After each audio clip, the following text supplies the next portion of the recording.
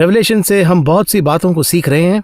आपके बारे में तो पता नहीं, मुझे बहुत इंटरेस्टिंग लग रहा है। कमेंट्स को देखकर बहुत खुशी हो रही है। बहुत से लोग मेरे साथ सफर कर रहे हैं। इस कार्यक्रम में brother M D Jagan from heavenly ladders ministries आए हैं। Let's meet him and ask him some straight questions. Brother Jagan, welcome to the programme. धन्यवाद। अब हम रेवलेशन के चैप्टर 11 उसके 7th ट्रम्पेट के अंदर हम जाने वाले हैं।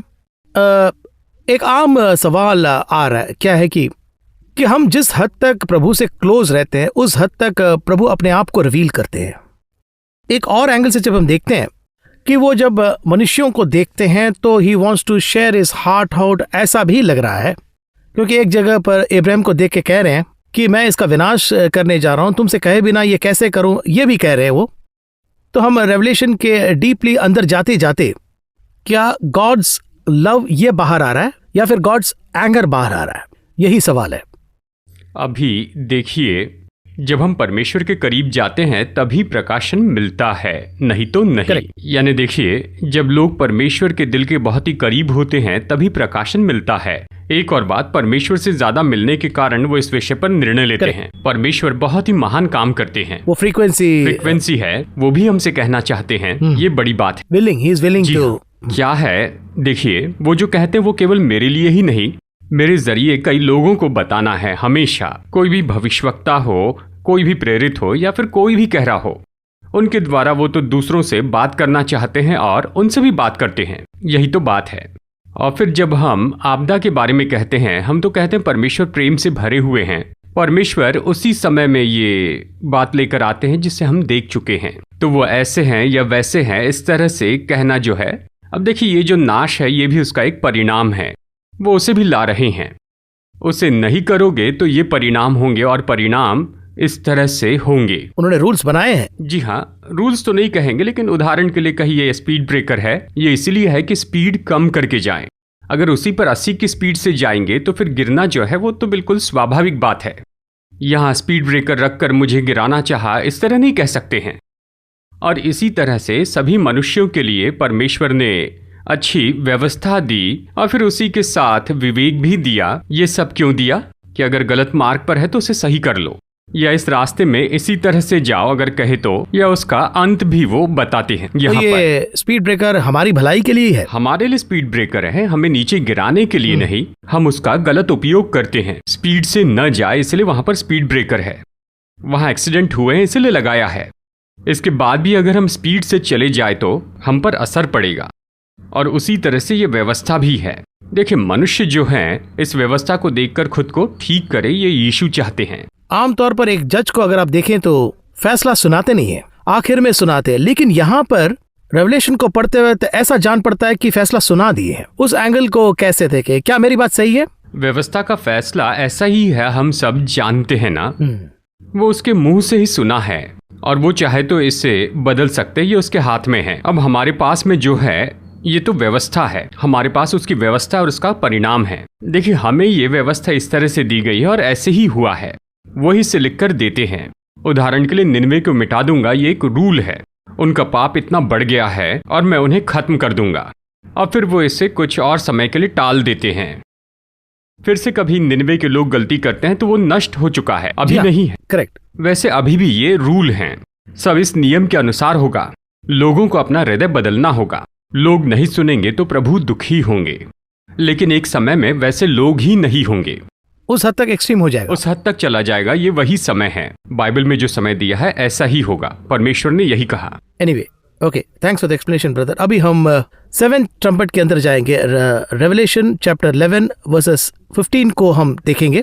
ये 7th ट्रम्पेट जो है ये बहुत ही थोड़ा सा अलग है। ये बहुत ही जरूरी सिर्फ हमारे दर्शकों के लिए, लेकिन हमारे बाइबल बिलीवर्स को भी इसे समझना है। लेकिन इसमें मिसकॉन्सेप्शंस भी है। तो इस 7th ट्रम्पेट को हमें कैसे अप्रोच करके पढ़ना है?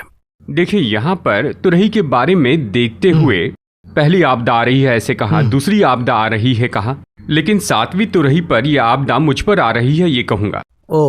ऐसा क्यों है पूछे तो, यानी देखिए, इस 7वीं तुरही के बारे में अलग अलग तरह के सिद्धांत हैं। बहुत से सिद्धांत हैं, कई तरह की समझ है और उसे फॉलो करने वाले लोगों की अलग अलग कैटेगरी है। उदाहरण के लिए आगमन के बारे में बात करने वाले 3 तरह के लोग हैं। एक प्री ट्रिबुलेशन कहते हैं, यानी क्लेश काल के शुरू होने के पहले कलीसिया उठाई जाएगी, कुछ लोग ये कहते हैं। फिर है मिड ट्रिबुलेशन, यानी क्लेश काल के बीच में, यानी 3.5 साल बाद कलीसिया उठाई जाएगी, ऐसे वो कहते हैं। फिर आता है पोस्ट ट्रिबुलेशन, यानी क्लेश काल के बाद में कलीसिया उठाई जाएगी, ऐसे कहते हैं। तो इसमें 3 है। ये 3 है। कौन सा करेक्ट है? देखिए, मेरी एक समझ है, मैं उसे फॉलो कर रहा हूँ, जिन्होंने मुझे सिखाया। और देखिए, वचन के द्वारा भी हमने बहुत सी बातें सीखी हैं। वचन के द्वारा हम समझ सकते हैं, और वही मैं कहूंगा। सीधा कहे तो प्री ट्रिबुलेशन, क्लेश काल के पहले कलीसिया उठा ली जाएगी। इसके कई कारण हैं, इसमें कई विषय हैं। अब देखिए, ये यहाँ पर क्या दर्शाता है, ये 7वां किसे दर्शाता है? मिड ट्रिबुलेशन को दिखाता है, ऐसे लोग सोचते हैं। वो उसे आधारित वचन के रूप में लेते हैं। इसके अलावा आप ये बहुत इंपॉर्टेंट कह रहे हैं। इंपॉर्टेंट है क्योंकि किसी के भी बारे में कहते वक्त यहाँ पर जैसे ये कहता है आपदा चली गई और तीसरी आपदा आ रही है, तीसरी आपदा आ रही, ये कहते वक्त यानी यहाँ पहली तुरही बचते ही हम ये बात देखते हैं, यानी बड़े बिच्छू ने आकर डंक मारा, ये कहते हैं। दूसरी तुरही में हम देखते हैं कि घुड़सवार हैं और फिर बहुत सा क्लेश उंडेला गया। जब तीसरी तुरही फूकी गई तो यहाँ पर देखिए कोई भी विषय नहीं होगा, यानी सबको मिला दिया, इस तरह दिखता है। यानी सबको मिला दिया, छोटे हो बड़े हो सबको मिला दिया। तो फिर इसमें क्या आपदा है बताइए?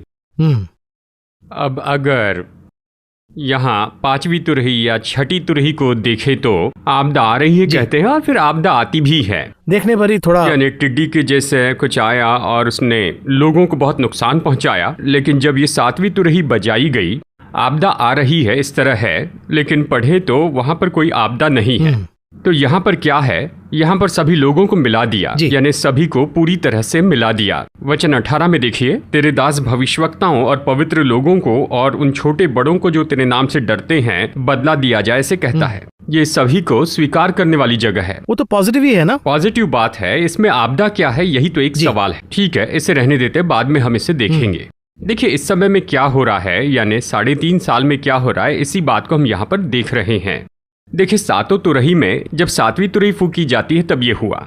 ये किसके बारे में बता रहा है? Mid tribulation. ये ऐसा कहता है क्योंकि तुरही फूकने के बाद रहस्य पूरा हो जाता है, ऐसे पौलुस ने कहा था 1 कुरिन्थियों 15 में। वचन 52, क्योंकि तुरही फूकी जाएगी और मुर्दे अविनाशी दशा में उठाए जाएंगे और हम बदल जाएंगे, इस तरह ये कहता है। यानी इसी तरह 1 थिस्सलुनीकियों 4:14 में, यानी प्रभु आप ही स्वर्ग से उतरेगा, प्रधान दूत का शब्द सुनाई देगा और परमेश्वर की तुरही फूंकी जाएगी। यहाँ 3 बातें हैं। अब देखिए, यहाँ परमेश्वर का शब्द होगा अध्याय 10 में, उसके बाद प्रधान दूत का शब्द सुनाई देगा। यहाँ पर जब 7वीं तुरही फूंकी जाएगी, देखिए अध्याय 10 वचन 4 में, जब 7 गर्जन के शब्द सुनाई दे चुके, यानी इस तुरही के समय परमेश्वर की गुप्त योजना पूरी हो जाएगी। अब यहाँ पर जो गुप्त रहस्य है वो पूरा होता है। इसी तरह से जब आखिरी तुरही बजेगी तो एक रहस्य होगा, ऐसे पौलुस कहता है। तो ये दोनों सही तरह से मिलते हैं। पौलुस ने जो 1 कुरिन्थियों 15 में कहा था, अध्याय 15 में जो रैप्चर के बारे में बताया गया, वो विषय यहाँ पर है। तो जब इसे देखेंगे तो ये कैसा होगा? ये तो मिड ट्रिबुलेशन के लिए बिल्कुल सही होगा। सभी कह रहे हैं ये यहाँ पर है, ये उस वचन में और इस वचन में सही बैठता है, सही तरह सिंक हो रहा है, ये सही सिंक में है। तो इसे जो मेरे पास में लाकर मुझसे पूछते हैं तो मैं उनसे एक सवाल पूछता हूँ। अध्याय 7 वचन 9 में हम देखते एक बड़ी भीड़ सिंहासन के सामने खड़ी है। इसके बाद मैंने दृष्टि की और देखो, हर एक जाति और हर कुल और लोग और भाषा में से एक ऐसी बड़ी भीड़ जिसे कोई गिन नहीं सकता था, इतने लोग खड़े थे। मल्टीट्यूड, ग्रेट मल्टीट्यूड, जिसे कोई गिन नहीं सकता था, श्वेत वस्त्र पहने और अपने हाथों में खजूर की डालियां लिए हुए सिंहासन के सामने और मेमने के सामने खड़ी है, इस तरह कहता है। अब ये भीड़ कौन है? ये तुरही बजने के पहले ही आ गए हैं। कहा जाए तो वो जजमेंट के बिना आ रहे हैं, बिना जजमेंट के आ गए हैं। यहाँ पर देखिए जजमेंट है। वचन कहता है, वचन 18 में 11-18 में, तेरा प्रकोप आ पड़ा, समय आ पहुंचा कि मरे हुओं का न्याय किया जाए। तेरे दास भविष्यवक्ताओं और पवित्र लोगों को और उन छोटे बड़ों को जो तेरे नाम से डरते हैं बदला दिया जाए। इस तरह से ये यहाँ पर कहता है। जरा अच्छे से सोचिए, ये किसके बारे में बताता है? ये न्याय के बारे में है, न कि सबके प्राण थे।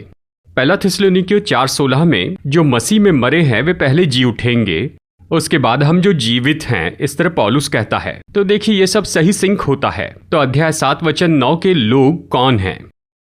ये लोग तो क्लेशकाल के पहले ही आ गए, न्याय का दिन भी नहीं देखा, और वो जो मेमना है वही इन्हें अच्छी तरह से चलाता है। इन्हें न भूख लगती है ना ही प्यास लगती है। ये झुंड कौन है, इसकी व्याख्या क्यों नहीं दे पा रहे हैं, यानी इन सबको क्या कह देते हैं। यानी देखिए, प्री ट्रिबुलेशन जो है वो गलत है, ऐसी कोई बात नहीं कहते हैं। ज़रा गौर से सुनिए, मरकर जी उठने के बारे में देखिए, सब लोग अपने अपने समय में जी उठेंगे कहता है। यीशु मसीह मुर्दों में से जी उठा, ये तो जी उठने वाला पहला है। वैसे ही कुछ समय काल में वो लोग जी उठे। तो अभी यहाँ क्लेश काल शुरू होने के पहले सबसे पहले एक समूह ये अपनाया गया, और वो तो सिंहासन के सामने खड़ा है। हम इसी समूह के बारे में कह रहे हैं। ये उठाया गया और वो सिंहासन के सामने खड़े हैं। अब ये जो क्राउड है ये रैप्चर क्राउड है। ये लोग तुरही फूके जाने के बीच में आ रहे हैं, क्लेश काल के बीच में आने वाले लोग। फिर ये कौन है पूछे तो गवाही का समय शुरू होने के बाद उसमें गांठ आए बिना, उनके नीचे जाए बिना उन्होंने जय पाई, ऐसा समूह है। 15:2 प्रकाशित वाक्य में अगर हम पढ़े तो, तब मैंने आग मिले हुए कांच का सा एक समुद्र देखा, और जो लोग उस पशु पर और उसके बुत पर और उसके नाम के अंक पर जयवंत हुए थे, यानी जो उस पर जयवंत हुए थे, उन्हें कांच के समुद्र के निकट परमेश्वर की वीणाओं को लिए हुए खड़े देखा। जो इस एरा में अलग से खड़े थे वो यहाँ पर आ रहे हैं, और वही तो यहाँ पर हैं जी। उस दिन जयवंत होने वाले यहाँ पर हैं। कलीसिया से अपनाए गए समूह है, वो अध्याय 7 वचन 9 में है। अब इससे मैं थोड़ा विस्तार से आपको बताता हूं। आज की कलीसिया के सभी लोग स्वर्ग में जाएंगे ऐसा कोई नहीं कह सकता है। सब विश्वासी स्वर्ग में जाएंगे ऐसी इच्छा है, वो जाए ये हमारी इच्छा है। लेकिन सभी के सभी जाएंगे इस तरह कह नहीं सकते। क्यों कहते हैं? क्योंकि यीशु ने ये कहा है, 2 लोग लेटे हुए होंगे, एक उठाया जाएगा और एक छोड़ दिया जाएगा। 2 लोग खेत में होंगे, एक उठाया जाएगा, एक छोड़ दिया जाएगा। तो खुद परमेश्वर ने कहा 2 लोग होंगे, एक उठाया जाएगा, एक छोड़ दिया जाएगा। तो छोड़ दिया जाने वाला एक ग्रुप है, और उठाया जाने वाला समूह कौन है ये समझना होगा। ये उठाए जाने वाले लोग कौन होंगे? अगर इसे देखें, क्लेश काल के पहले कलीसिया के सिद्ध लोग। चलिए इसमें और भी गहराई से देखते हैं। जो व्यवस्था थी वो तो यहूदियों को दी गई थी। उस व्यवस्था को चर्च में फॉलो करने वाला एक ग्रुप है, और हम तो व्यवस्था का पालन नहीं करते हैं। यहूदियों जैसे हम खतने को फॉलो नहीं करते, और वैसे हम व्यवस्था को फॉलो नहीं करते हैं। हम तो अनुग्रह में है ना। Yes, we are in the grace period, लेकिन उस व्यवस्था का हम पालन कर रहे हैं। व्यवस्था किस लिए थी? भूमि को आशीर्वाद देने के लिए। व्यवस्था है इसलिए पृथ्वी पर सब शांति से रहते हैं। अब व्यवस्था का जो फल है वो तो ये भूमि है। तो अभी आप कलीसिया में बैठकर भूमि की चीजों का आनंद उठाते, उनके बारे में सोचते हैं, इसी में संपूर्ण होंगे, इसी में जिएंगे, इसी में मरेंगे, ऐसी सोच वाले व्यवस्था मानते हैं। पर अनुग्रह की व्यवस्था क्या कहती है? नए नियम की व्यवस्था क्या कहती है?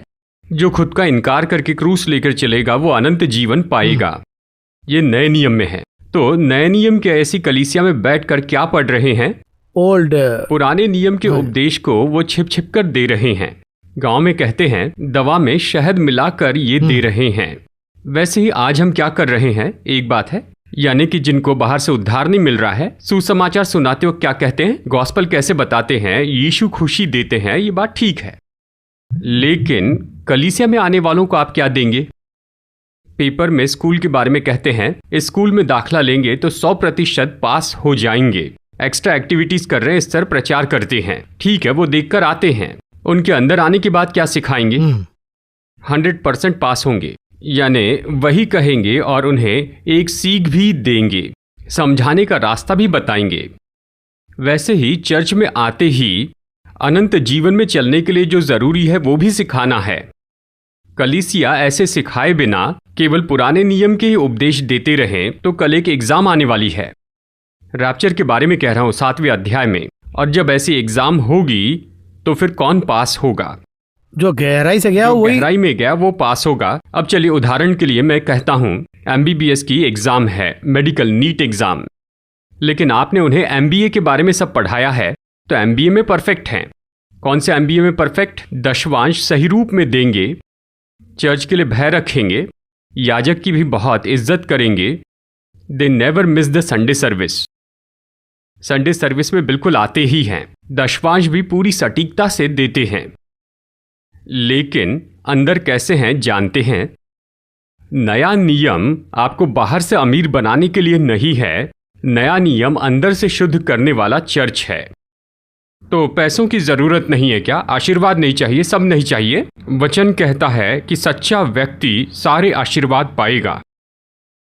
आप भीतर से सही है तो फिर आपको जो भी चाहिए स्वर्ग वो देगा। बाहर से दिखावा ना करे, लेकिन भीतर में जो है वही करे कहता है, क्योंकि बाहर तो व्यवस्था है। So live in the world but not within the world, ऐसा ही कुछ कह रहे हैं क्या? एग्जैक्टली, यही एकमात्र लाइन है। नया नियम इसमें समाया है। लेकिन जी जिंदगी इसी दुनिया में हमें तो फेस करना ही पड़ेगा। जी हाँ, उसकी रियलिटी तो है ही। जी हाँ, फिर भी हमें पॉल के जैसे उस तरह के जैसे पौलुस जैसे रहने के लिए नया नियम जी है। हाँ, तो उसको फॉलो करके जी हाँ, अभी ये लकीर हमने खींची है। ये मीडिया के लिए, सबके देखने के लिए हमने किया है। इसके बिना मैं नहीं रहूंगा ये कहने में ही परेशानी है। ये नहीं हो तो भी मैं रहूंगा। इस समय के लिए जरूरी था, मैंने इसे खींचा, इतना ही बस है। ये नहीं हो तो भी मैं रहूंगा, मैं करूंगा। मुझे चाहिए ये नहीं कहूंगा, मैं इसके बिना नहीं रहूंगा ये भी नहीं कह रहा हूं। वहीं पर उपदेश बदल रहा है। आज क्या हो रहा है, बाहर के लोग जो चाहिए वो कह रहे हैं। एक कंफर्ट जोन के अंदर हम खुद ही लॉक हो गए। हम भी ऐसा ही चला रहे हैं, ऐसे ही चाह रहे हैं और यही चाह रहे हैं। लेकिन बाइबल क्या कहती है? अपने कंफर्ट जोन से बाहर आइए। इससे भी बड़ा जोन है, उस जोन में आ जाओ। आत्मिक क्षेत्र में ये है, उसमें आ जाओ। जी है, रेवलेशन के अंदर बहुत से लोग नहीं गए क्योंकि वो अगला स्टेज है ना। हाँ, उस गहराई को जानना नहीं चाहते हैं। तो इन सब का क्या होगा? एमबीए में परफेक्ट होंगे, एक पत्नी के साथ रहेंगे, अपना दशवांश देंगे, चर्च में रहेंगे, सभी एक जैसे होंगे, सब कुछ ठीक ठाक है, सभी समान रहते हैं। देखिए, लेकिन क्या ये सब धर्मी और शुद्ध लोग हैं? क्या ये सवाल है। देखिए, बाइबल कहती है पुराने नियम में सब धर्मी गिने गए।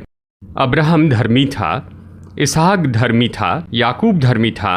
अब देखिए इब्रानियों 11 क्या कहता है, वचन 39 में, विश्वास ही के द्वारा उन सब के विषय में अच्छी गवाही दी गई, क्योंकि उनकी व्यवस्था के लिए उनको स्वर्ग में जाना फायदा नहीं देता है। नए नियम में इसका फायदा है, क्योंकि यीशु का लहू बहाया गया है। यीशु मसीह ने अपना लहू बहाया और उसने परम पवित्र स्थान में प्रवेश किया, स्वर्ग में प्रवेश किया। मैं स्वर्ग जा रहा हूं, इस तरह से प्रभु ने कहा था। जरा सोच कर देखिए, अगर स्वर्ग में जाना है तो बस साधारण जीवन जीकर नहीं होगा, उसके लिए बहुत सिद्ध रूप में जीना है। तो उस हद तक परफेक्शन की उम्मीद कर रहे हैं प्रभु। देखिए, आप प्रकाशित वाक्य अध्याय 21 वचन 27 पढ़ के देखिए। कोई अपवित्र वस्तु या घृणित काम करने वाले, झूठ के गढ़ने वाले किसी रीति से प्रवेश नहीं करेंगे, not even a single one. तो मेडिकल के एग्जाम के लिए एमबीए में, यानी एमबीबीएस एग्जाम में, एमबीए में परफेक्ट होने से कोई लाभ नहीं। क्यों? क्योंकि ये लॉ है। आप व्यवस्था वाले लोगों को ये बता रहे हैं परमेश्वर तुम्हें आशीर्वाद देंगे, देश देंगे, सीमा बढ़ाएंगे। वो तो वैसे भी देंगे कह रहे हैं ना आप, लेकिन वो हमारा लक्ष्य नहीं है। हमारा लक्ष्य अलग होना चाहिए, यही बता रहे हैं ना। मैं तो अंदर से परफेक्ट होना चाहता हूँ, भीतर से परफेक्ट हो जाऊं तो बाहर से जो सामान्य रूप में होना है होगा। देखिए, स्किन स्पेशलिस्ट के पास में जाए, स्किन स्पेशलिस्ट के पास जाए, अगर वाइट पैचेस किसी के चेहरे पर हैं तो देखिए, दो तरह के डॉक्टर हैं। एक डॉक्टर क्या करते हैं, क्रीम देकर कहते हैं इसे मुंह पर लगाना और थोड़े दिनों में रंग बदल जाएगा कहते हैं। तो दूसरा डॉक्टर क्या करता है, वो टैबलेट देकर खाने के लिए कहता है। अब ये वाइट पैचेस क्यों आते हैं ये पूछा जाए तो खून में कमी होती है, यानी कोई विटामिन की कमी है, उसे सही कर दो तो वाइट पैचेस चले जाएंगे। आप सिर्फ ऊपर से क्रीम लगाकर रंग बदल सकते हैं, लेकिन भीतर की विटामिन डिफिशियंसी अभी भी है तो कहीं और पैच आएगा, किसी और जगह पर पैच आएगा। अगर विटामिन डिफिशियंसी दूर कर दे तो इस क्रीम की जरूरत ही नहीं होगी। तो देखिए, जो व्यवस्था थी वो तो इस क्रीम के जैसी ही थी, तुम्हें धनी बनाऊंगा, तुम्हें देश दूंगा। परमेश्वर कहते हैं तू विटामिन डिफिशियंसी दूर कर, नए नियम की कलीसिया में आ जा, अलग होकर जियो, यही कह रहे हैं। हाँ, अपने आप सब कुछ सही होगा कहते हैं। क्योंकि इजराइल का जो प्रॉब्लम है, सेपरेशन उनसे नहीं हो पाया, वो मिक्स कर मिला दिया गया है। आज जैसे हम दुनिया में घुल रहे हैं, तो उन्हीं के लिए ये जगह है।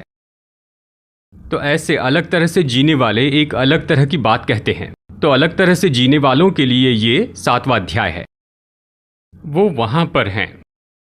न उनको भूख लगती है, और न वो उनको लोग प्यास बिना लगती जजमेंट है। के उनके लिए जजमेंट डे नहीं है, सीधे वो सिंहासन के सामने खड़े होते हैं। बहुत ही एक्सक्लूसिव लग रहा है। यही तो परमेश्वर कलीसिया से अपेक्षा करते हैं। चर्च में से ऐसे चरित्र वालों को उठाया जाएगा जिसे मैं रैप्चर कहता हूं। वो उठाए जाएंगे और वही तो अपनाए जाएंगे। तो सवाल यह है कि क्या हम उस लिस्ट में है कि नहीं? उसी वजह से ये हो रहा है, इतनी जद्दोजहद सबको है। दिखाकर आखिर में हमें भी तो वहां जाना है। हमको जाना है। एक भाई ने मजाक में मुझसे पूछा, आपकी मिनिस्ट्री हेवनली लैडर है ना? जी हाँ। तो सबको चढ़ाकर आप कहाँ पर होंगे? सही सवाल किया। तो मैंने कहा मैं पहले चढ़कर सबको बुलाऊंगा। इसलिए मैं कहता हूं हमें इतनी बातों को लोगों को बताना है और उन्हें नए नियम के इस विषय में लाना है। लेकिन हम सेम टाइम हम ओल्ड टेस्टमेंट का कॉम्प्रिहेंशन का इंपॉर्टेंस भी हम बता रहे हैं। तो कहने का मतलब है कि वो कंबाइंड जो एसेंस है वो है। हाँ, इसलिए परमेश्वर ने दोनों को मिला के दिया है। तो इसमें भी हम उसका रेफरेंस तो ले ही रहे ना। जी हाँ, डैनियल और रेवलेशन को एक साथ पढ़ रहे हैं। हमें ये दोनों चाहिए। वो तो शुरुआती था, ये फाइनल है। उसे भी समझना है, इसे भी समझना है। यहीं पर आने के बाद लोग 7वें अध्याय में जाएंगे। ऐसा नहीं तो कलीसिया क्लेश काल में चली जाएगी।